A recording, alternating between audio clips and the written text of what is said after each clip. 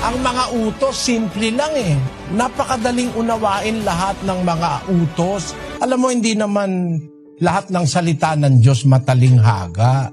Napakaraming salita ng Diyos, simple-simple. Gaya, igalang mo yung ama't ina. Ibigin mo ang iyong kapatid.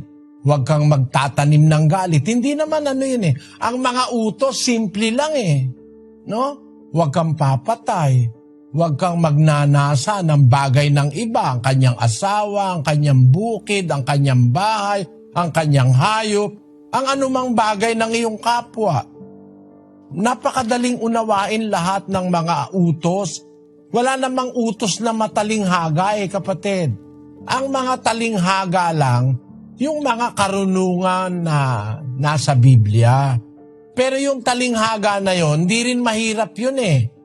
Madali ring maunawaan yun eh. Kung may pag-unawa ka, nasa tao lang yon. Nasa pagtulong ng Diyos. Kahit kasi basahin mo ng basahin, kung di ka tutulungan ng Diyos na maunawa, hindi mo maintindihan. Basahin natin ang Kawikaan 8:8-9. Lahat ng mga salita ng aking bibig ay sa katwiran. Walang bagay na liko o suwail sa kanila. Pawang malilinaw sa kanya na nakakaunawa at matwid sa kanila na nakakasumpong ng kaalaman. Kailangan pala yung taong nagbabasa may unawa. Bigay ng Diyos yun, kapatid. At matwid yun sa kanila na nakakasumpong ng kaalaman. Pakinggan mo sa 3:13 ng Kawikaan. Mapalad ang tao na nakakasumpong ng karunungan at ang tao na nagtatamo ng kaunawaan. Pag may unawa ang magbabasa ng Biblia, maintindihan mo. Kaya hindi nauunawa nung iba, hindi naman siguro para sa kanila ang makaunawa. Halimbawa, sumulat ang tatay mo sa'yo. Sabi niya, Clarissa, yung pinag-usapan natin nung Enero, gawin mo na. Mayo na ngayon o Hunyo na ngayon. Mag-aanim na buwan na, gawin mo na yon. Sabi ng tatay mo sa sulat. Tapos, patayin mo lahat ng manok. Yung pala, meron kayong alagang manok, pinapapatay niya. At saka bukod doon, may pinag-usapan pa kayong iba. Kahit ipabasa mo sa lahat ng tao yon, hindi naman sila ang kausap ng tatay mo, hindi nila maintindihan. Ano ba yung pinag-usapan nyo nung Enero? Yung utang sa bangko, mag-due ng June. Kaya yung lahat ng manok, papatayin mo, papagbili mo, tapos yung pinagbilan, papambayad nyo sa utang. Ikaw lang ang makakaintindi nun. Kahit sino magbasa nun, baka pag binasa yun, kung anong gawing masama sabi, patayin mo lahat ng manok. Baka lahat ng manok na makita, pati manok ng kapitbahay, pati manok ng taga-ibang bansa, pagpapatay mo, masama yon. Ang tinutukoy ng tatay mo, patayin mo lahat ng manok, yung manok na alaga nyo. Na ang usapan nyo ng tatay mo, ipagbibili at pagkatapos, ibabayad sa utang. Sino makakaintindi? Di ikaw, walang iba. Ganun ang salita ng Diyos sa Biblia. Ang salita ng Diyos, intended sa mga tao ng Diyos. Pagka magbabasa, tao ng demonyo, aamagin ka, hindi mo maiintindihan. No? Basahin natin ang 19 ng Mateo, versikulo 11. Datapwat sinabi niya sa kanila, hindi matatanggap ng lahat ng mga tao ang pananalitang ito, kundi niyaong mga pinagkalooban. Ang salita ng Diyos, ipinagkakaloob yan, kapatid. Gaya ng mga apostol. Kaya kailangan natin ng mga apostol kasi pinagkaloob sa kanila. Sa kanila mo maiintindihan. Malibang ipagkaloob ng Diyos, hindi maiintindihan yan. Kagaya ng apostol, pinagkalooban sila noon, sabi ng apostol Pablo, 2 Korinto 5:20. Kami nga'y mga sugo sa pangalan ni Kristo, na waring namamanhik ang Diyos sa pamamagitan namin.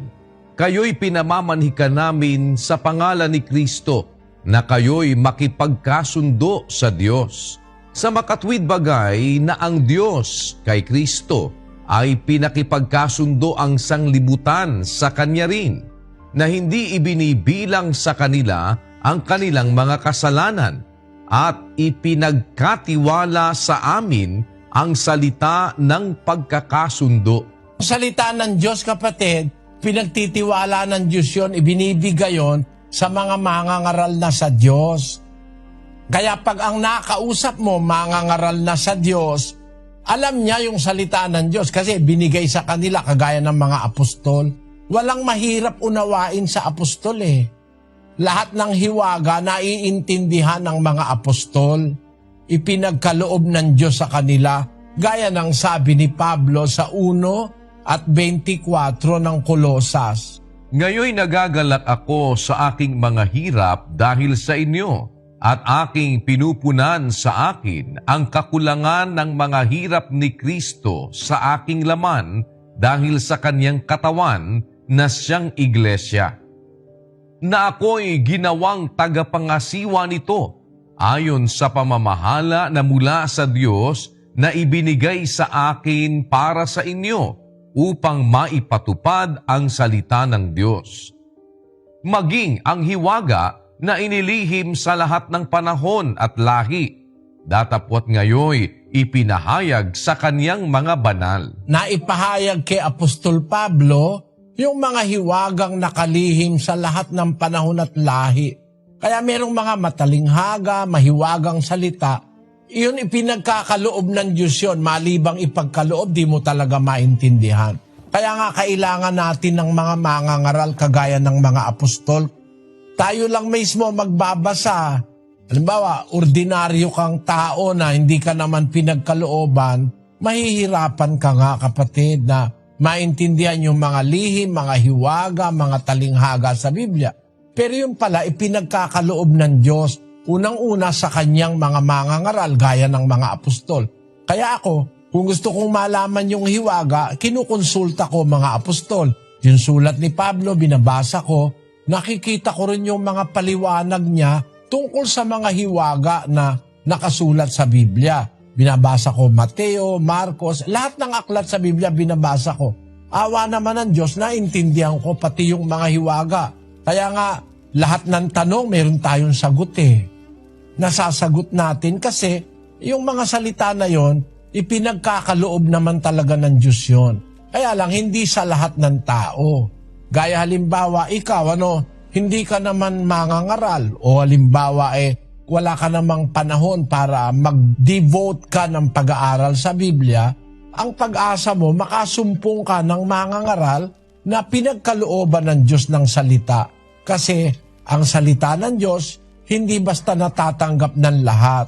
Maliban niya pinagkalooban. Tandaan mo sabi ni Kristo, 19:11 ni Mateo, hindi matatanggap ng lahat ng mga tao ang pananalitang ito, kundi niya mga pinagkalooban. Kaya kaloob ng Diyos yan, kapatid. At pagka pinagkalooban, maiintindihan yung salita ng Diyos. Pero sa iba, hindi masyado agad maintindihan. Pero kung halimbawa, ang hinahanap mo yung makasunod ka sa Diyos, ang kanyang mga utos, karamihan doon, simple lang. Hindi naman matalinghaga.